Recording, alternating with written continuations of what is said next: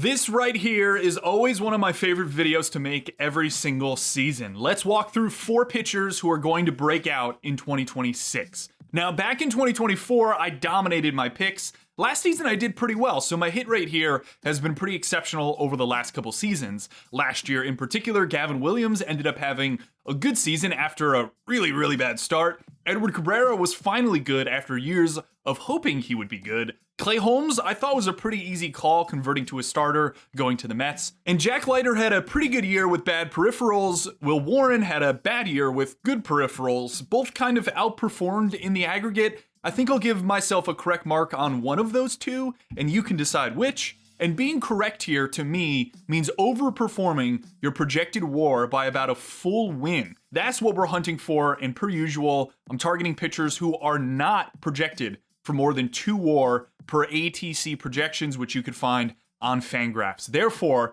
I cannot select Chase Burns 4 times. Cade Horton is my first pitcher. He dominated last season, 12-start run with a 1.03 ERA. He only faced like 18 or 19 batters a game because he was so efficient. He had a .8 whip in that period of time as well. Now for the negatives, he stranded runners at an insane rate, unsustainable. He ran a 191 BABIP, also unsustainable. And he allowed under a half a home run per 9 innings with an 8% barrel rate, also unsustainable. So the case to fade him is pretty darn clear, but there is some more, what I'll call artsy stuff here that I think projections aren't going to capture that I believe in.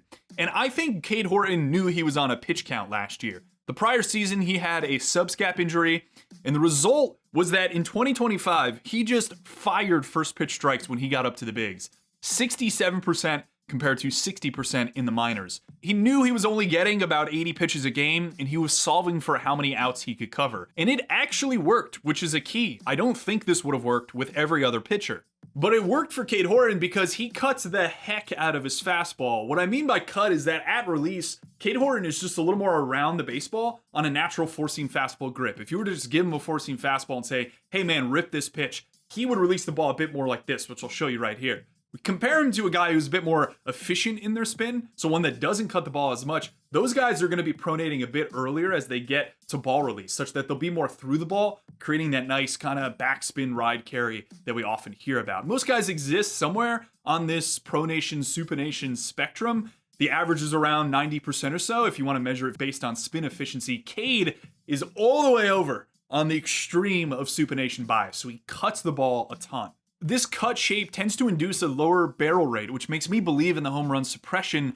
element of Cade Horton's game. These guys who cut their fastball also have a natural ability, on average, to spin quality breaking balls, which is exactly what Cade Horton does. But he also found a really good changeup that he leaned on heavily last season. So that usual, okay, this right-handed pitcher crushes righties, but what about lefties concern doesn't really apply to a guy like Horton. This is a long way for me to say I don't think he's a 20% strikeout rate guy as he's projected. He's more in the 23 to 25% area in my mind. He had a 14% swinging strike rate in the minors that fell back to 9 to 10% in the majors, which is a pretty hefty cut. My thesis is that he pitches more like the minor league Cade Horton without so much focus on early count strikes, given he'll have more leash this season. And for him, the value of striking out more batters might exceed whatever decrease in performance he gets from walking slightly more hitters. The net of everything I'm talking about is a very good pitcher. He's projected for just under 130 innings, just under a 4 ERA,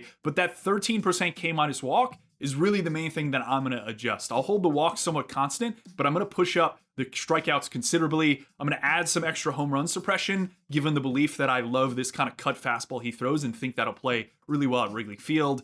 This is how you push him from that 1.6-ish area all the way up to about 2.6, 2.8, which is really what we need to get to in order for me to be correct on this pick. I'm excited for him. This is probably like a top 40, 50 pitcher in baseball, which I don't think many outlets are projecting him to do. In this exercise, I swear I'm not trying to pick all the guys that are projected for just under 2 WAR. It's just unfortunate that a lot of the names I like, apart from the ones I'm going to talk about in this video today, are in this window. Cam Schlittler is one of my favorite young pitchers in baseball. Shane Baz is going to dominate with the Orioles. Brian Bayo, good results last season, bad peripherals. I think he kind of fixes things this year. So the name I'm going to officially stamp in this near 2 WAR window is Bubba Chandler. He was a really good pitching prospect, so a breakout wouldn't be too surprising.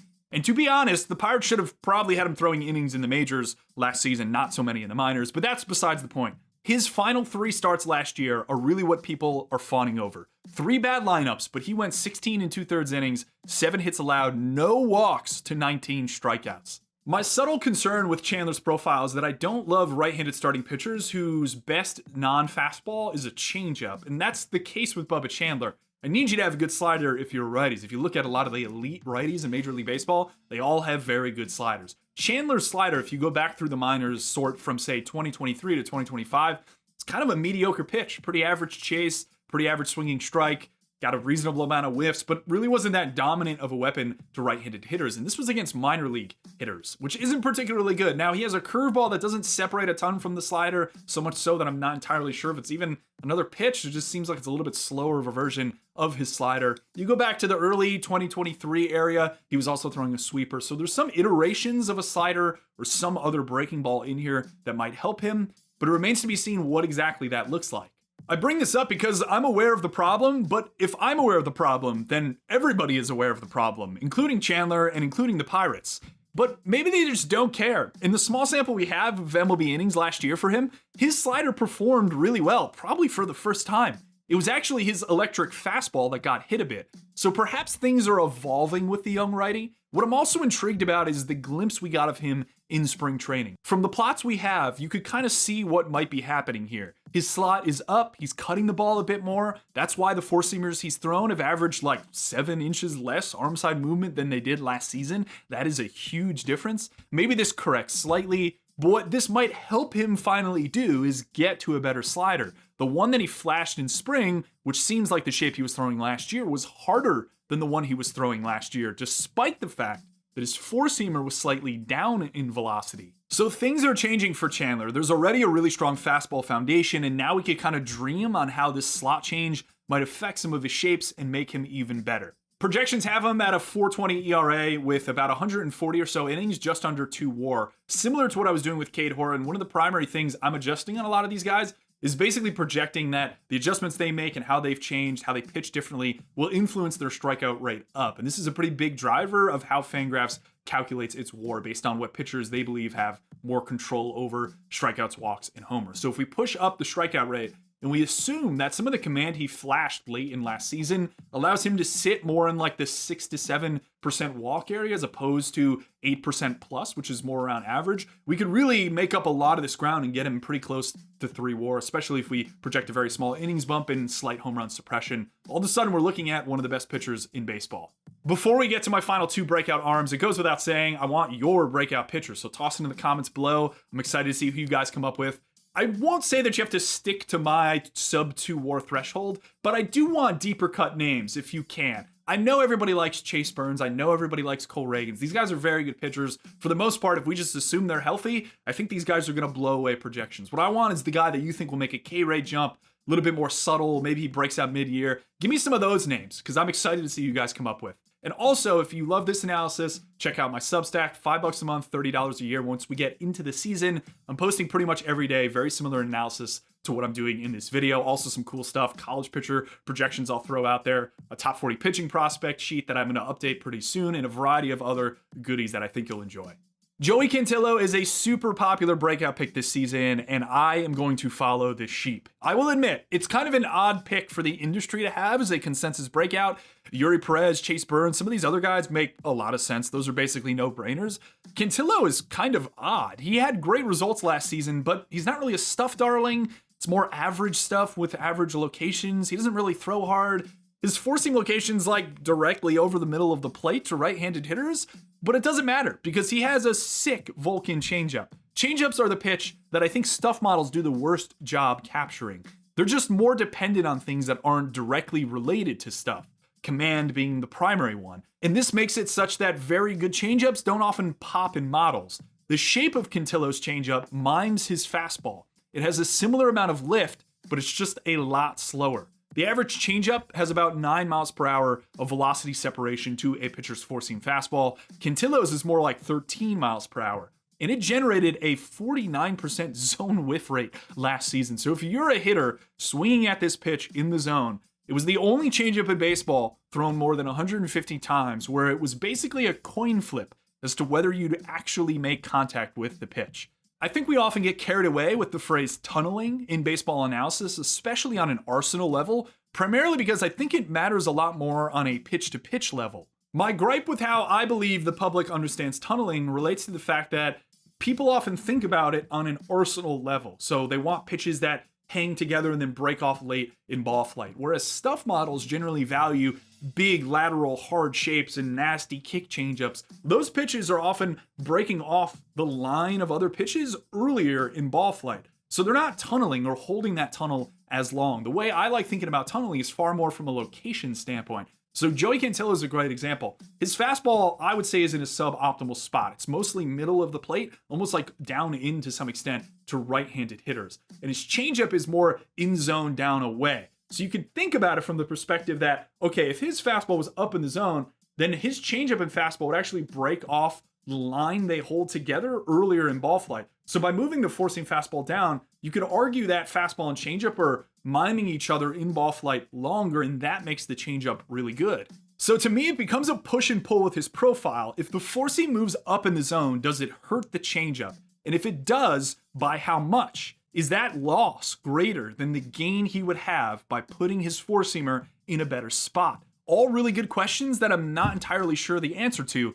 but I kind of think we're going to see Cantillo experiment with that this season. And on top of that, he flashed a new slider shape this spring. It looks really good. I think it'll help him maybe not be so changeup reliant in two-strike options against righties. But for us to get him to like 2.5 WAR, we probably need both some refinement of the four-seam location to be more up in the zone alongside the slider, really taking off as a pitch that he trusts in deep counts versus righties, so he can actually shift some of the changeup usage to early counts, which would help offset the four-seam fastball, which although he does have massive extension, is not that great of a pitch from a bat-on-ball standpoint.